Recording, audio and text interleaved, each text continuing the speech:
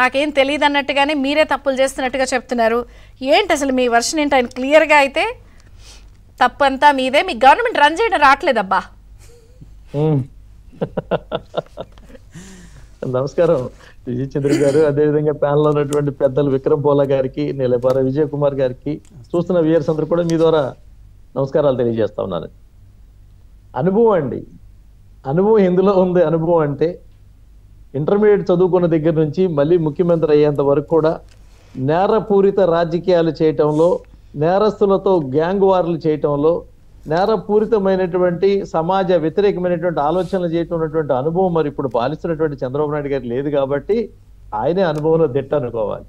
ఇందులో ఒక మాట కరెక్ట్గా చెప్పుకోవాల్సినటువంటి అంశం ఉందండి. ఏదైతే ప్రజలు 2024 ఎన్నిక ముందు 2014లో ఏదైతే నాడు కాంగ్రెస్ అధినేతగా రాజశేఖర్ రెడ్డి గారి యొక్క ఆకస్మిక మరణం తెచ్చిన సానుభూతి, ఆ తర్వాత వీరు చేసినటువంటి అవినీతికి కాంగ్రెస్ పార్టీ జైల్లో పెట్టినటువంటి నీతి, ఆ తర్వాత ప్రజల మధ్య అధికారం కోసం వీళ్ళు పడినటువంటి గోల మొత్తం రీతి వచ్చినటువంటి సానుభూతి ఏదైతే ఉందో, ఈ సానుభూతి ఫలితంగా 2014లో 100%తో పోయాను కదా అంటే ప్రజలు కూడా అనుకున్నారు అవకాశం దక్కకుండా పోయింది కదా, ఒకసారి ఇద్దాం అనుకున్నారు. కానీ ఈయన అనుభవాన్ని చూసి కాదండి.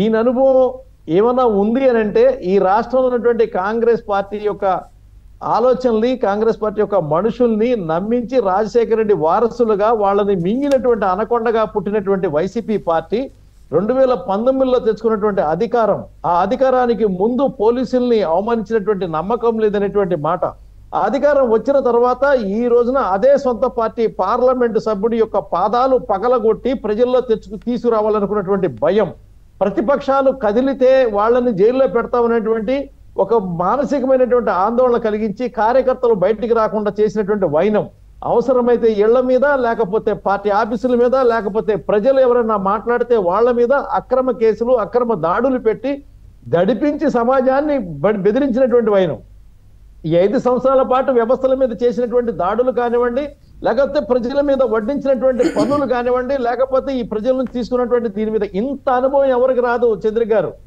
ఈ అనుభవం కావాలంటే మరో జన్మ ఏ రాజకీయ నాయకుడైనా ఎత్తాలి.